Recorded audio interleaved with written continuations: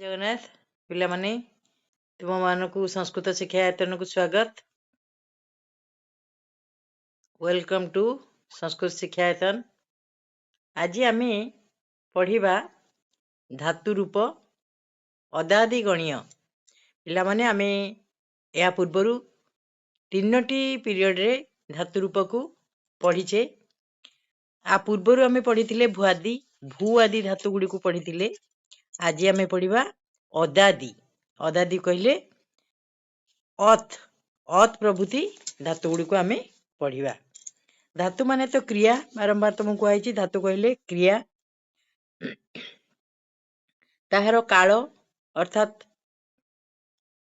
काल अर्थ काल लकार और अर्थ लकार यहीपरि करी आम 5 प्रकार भाव में पढ़ुचे लकार। ताहले आज आम देख अद धातु पढ़ा। अदादि गणीय माने कौन? अद आदि आदि रे आउ अनेक धातु अछंती। ताहले अद धातु अर्थ कौन? खाइबा अर्थ रे बुझेला। अद धातु व्यवहार करा जाए कोठी ना खाइबा अर्थ रे अद धातु व्यवहार करा जाए। बालक अति मिष्टान्नम अर्थ कौन? बालकटी मिष्टान्न भोजन करुची खाऊची नहीं। तार लट लकार रे केमती रूप हुए देख। लट आम तो पुरुष 3 प्रकार आउ वचन 3 प्रकार भाव में कहुई। लट लकार हेले वर्तमान काल अर्थात 6 छा छी रे जीव नहीं। तार रूप होची अति अतः अदंती असी अथः अथ अद्मी अद्वह अद्मह। अधातु माने कौन? खाइबा है। बालक अति बालकटी खाऊची तेले बालक अतः बालक 2 जन खाऊचंती। बालक अदंती बालक माने खाऊचंती। एठी सेमती आमे लगेई फेरिबा त्वम अदसी अर्थात तुमे खाऊच। जुबाम अदथः अर्थात तुमे दुहे खाऊछ। एठी हबो जुयम अथः तुमे माने खाऊच। एठी कोन हबो अहम अद्मी अर्थात मु खाऊची। एठी हबो आबाम अद्वह आमे दुहे खाऊचु। एठी हबो वयम अद्मह आमे माने खाऊचु। बुझ पारलो। ताले एटा थिला लट लकार। सेही परी आम सबु लकार गुडी को अछि तुमे माने ताको देखि दबो। लोट लकार हला अतु अताम अदंतु अधि अतम अत अदानी अदाब अदाम। सेमती हमर विधिलिंग लकार अद्यात अद्यातम अद्दिहु अद्याहा अद्यातम अद्यात अद्याम अद्याब अद्याम। आ माने कौन बुझलो पिला बनी? खाइबा। सेमती हमर लंग लकार हबो आदात आदात आत्ताम आदन आदह आत्तम आत्त आदम आद्वह आत्मह। लूट लकार अतिश्यति अतिश्यतः अतिश्यन्ति अतिश्यसि अतिश्यथः अतिश्यथ अतिश्यामी अतिश्याबह अतिश्यामः। सेही परी हमर हन लकार हन धातु कहले कौन? हन माने हन अर्थ होची मारिबा बा हत्या करिबा नहीं। हन धातु अर्थ होची मारिबा बा हत्या करिबा। ताले तार रूप केमती हुए लट लकार रे ना हंती हतः घ्नंती हंसी हथः हथ हन्मी हन्वह हन्मह। बुझ पारलो। लट लकार रे केमती रूप होची एही परी तार तमे देखि नबो। तार लंग लकार लोट लकार रे सेमती हबो हंतु हताम घ्नंतु जही हतम हत हनानी हनाब हनाम। बुझ पारलो। तार लूट लकार पिला मन केमती हबो हनिष्यति हनिष्यतः हनिष्यन्ति हनिष्यसि हनिष्यथः हनिष्यथ हनिष्यामी हनिष्याबह हनिष्यामः। बुझ पारलो। एमती हन धातु परी आउरी केते गुड़िए धातु मध्य अछि। तेणु आमर विद धातु विद माने जानिबा बेती वित्तः विदंती बेस्ती वित्थः वित्थ वेद्मी विद्वह विद्मः। एही परी कौन आमर धातु गुड़ी होची अदादि धातु।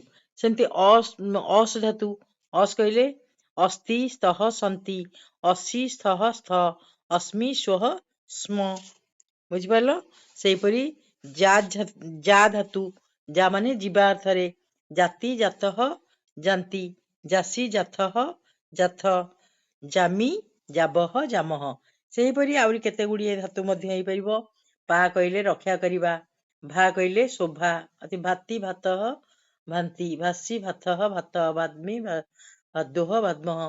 ହେଲା, ସେମିତି ମା କହିଲେ ମାପିବା, ସ୍ନା କହିଲେ ସ୍ନାନ କରିବା, ବା କହିଲେ ବହିବା, ଯେମିତି ବାତି, ବାତଃ, ବାନ୍ତି ଅର୍ଥାତ୍ ବାୟୁ ବାତି, ନାଇଁ କି? ଚନ୍ଦ୍ରମା ଭାତି, କୃଷକ ତୃଣମ୍ ଦାତି। ହେଲା, ଏଇପରି ହୁଏ। ଅସ୍ ମାନେ ରହିବା, ଯା କହିଲେ ଯିବା, ରୁଦ୍ ମାନେ କାନ୍ଦିବା। ଏସବୁ କୋଉ ଇଏ ହଉଛି? ଅଦାଦିଗଣୀୟ ଧାତୁରୁ। ବୁଝିପାରିଲ? ଅଦାଦିଗଣୀୟ ଧାତୁରୁ ଏଇଗୁଡିକ ହେଇପାରୁଛି। ତାପରେ ଆମେ ପଢିବା ଆମର କୋଉ ଧାତୁ? ଆତ୍ମନିପଦୀ ଧାତୁ କେମିତି ହଉଛି? ହେଲା, ଆମର ଅଦାଦିଗଣୀୟର ଆତ୍ମନିପଦୀ ଧାତୁ ହଉଛି ଆସ୍ ଧାତୁ। ଆସ୍ ମାନେ କଣ? ବାସ କରିବା ବା ରହିବା, ରହିବା ଅର୍ଥରେ ସକର୍ମକ। ବର୍ଣ୍ଣ ମଧ୍ୟସ୍ଥେ ଅର୍ଥାତ୍ ବନରେ ରହିଛନ୍ତି, ନାଇଁ, ବର୍ଣ୍ଣ ମଧ୍ୟସ୍ଥେ। ତାହେଲେ ତାର ଆସ୍ ଧାତୁର ରୂପ କେମିତି ହବ? ଆସ୍ତେ, ଆସାତେ, ଆସତେ, ଆସେ, ଆସାଥେ, ଆଧେ, ଆସେ, ଆସ୍ୱହେ, ଆସ୍ମହେ। ଲୋଟ ଲକାର, ସେଇପରି ତମେ ଲୋଟ ଲକାର ହରିକ ବାଛିବ।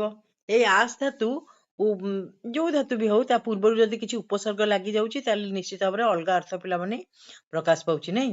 ତାହେଲେ ଏଠି ଯଦି ଆସ୍ ଧାତୁ ପୂର୍ବରୁ କଣ ଲାଗିଯିବ? ଅନୁ ଉପସର୍ଗ ଲାଗିଯିବ, ତାହେଲେ ତା ଅର୍ଥ ହେଇଯିବ ଅନୁଗମନ କରିବା, ଅନ୍ୱାସ୍ତେ। ବୁଝିହେଲା? ଯଦି ଆ ଧାତୁ ପୂର୍ବରୁ କଣ ଲାଗିଯିବ? ଆମର ଉପସର୍ଗ ଲାଗିଯିବ, ତାହେଲେ ତା ଅର୍ଥ ହେଇଯିବ ସମୀପ ଅର୍ଥରେ, ରହିବା ଅର୍ଥରେ କଣ ହେଇଯିବ? ସେଇଟା ଉପାସନା କରିବା ଅର୍ଥରେ ହେଇଯିବ ଶିଶୁ ମୁପାସ୍ତେ, ନାଇଁ? ସେମିତି ପରି ଉପସର୍ଗ ଯଦି ଲାଗିଯିବ ଉପ ପୂର୍ବରୁ, ତାହେଲେ ହେଇଯିବ ସେବା କରିବା ଅର୍ଥରେ ପର୍ଯ୍ୟୁପାସ୍ୟତେ। ବୁଝିପାରୁଛ? ଆସ୍ ଧାତୁ ପୂର୍ବରୁ ଯଦି ଉତୁ ଲାଗିଗଲା, ତାହେଲେ ତା ଅର୍ଥ ହେଇଯିବ ଉଦାସ୍ମି, ମାନେ ଉଦାସୀନ ରହିବା ଅର୍ଥରେ। ଏହିପରି ଉପସର୍ଗ ଲାଗିଗଲେ ତାର ଅର୍ଥ ସବୁ କଣ ହେଇଯାଉଛି? ଅଲଗା ସବୁ ହେଇଯାଉଛି। ବୁଝିପାରିଲ? ସେଇପରି ସି ଧାତୁ ମଧ୍ୟ ଅଛି ଶୋଇବା ଅର୍ଥରେ, ଆତ୍ମନିପଦୀ। ସେତେ, ଶୟାତେ, ସେରତେ, ଶେଷେ, ଶୟାଧେ, ସେଧ୍ୱେ, ଶୟେ, ଶୟାବହେ, ଶୟାମହେ। ବୁଝିପାରୁଛ? ଏହିପରି କେତେ ଗୁଡିଏ ଧାତୁ ଅଦ୍ ଧାତୁ ଭିତରେ ଅନ୍ତର୍ଭୁକ୍ତ ହଉଛନ୍ତି ଆମର। ଯଦି ଏଇ ଯୋଉ ସି ଧାତୁ, ସେତେ, ଶୟାତେ, ସେରନ୍ତେ, ଶେଷେ, ଶୟାଥେ, ସେଧ୍ୱେ, ଶୟେ, ଶୟାବହେ, ଶୟାମହେ, ଶୟେ, ସେବହେ, ସେମହେ। ଯଦି ଏମିତି ଲାଗିଯିବ, ତ ସି ପୂର୍ବରୁ ଯଦି ଅଧି ଉପସର୍ଗ ଲାଗିଯିବ, ତାହେଲେ ତାର ଅର୍ଥ ହେଇଯିବ କଣ? ଅଧିଶେତେ। ଅଧିଶେତେ ମାନେ କଣ? ଅଧିଶୟନ କରିବା। ସେ ବିଷ୍ଣୁ କ୍ଷୀରସାଗରମ୍ ଅଧିଶେତେ, ନାଇଁ କି? ଆଉ ଯଦି ଅଧି ଉପସର୍ଗ ପୂର୍ବରୁ ଅତି ଲାଗିଯିବ, ତାହେଲେ ସେଟା ଅତିକ୍ରମ କରିବା ଅର୍ଥରେ। ହେଲା, କଥମ୍ ମମାଜ୍ଞମ୍, ମମାଜ୍ଞମ୍ ଅତିଶେଷେ, କିପରି ମୋର ଆଜ୍ଞାକୁ ତୁମେ ମାନେ ଅତିକ୍ରମ କରି ଯାଉଛ, ନାଇଁ? ତେମିତି ସି ଧାତୁ ପୂର୍ବରୁ ଅନୁ ଲାଗିଗଲେ ହେଇଯିବ କଣ?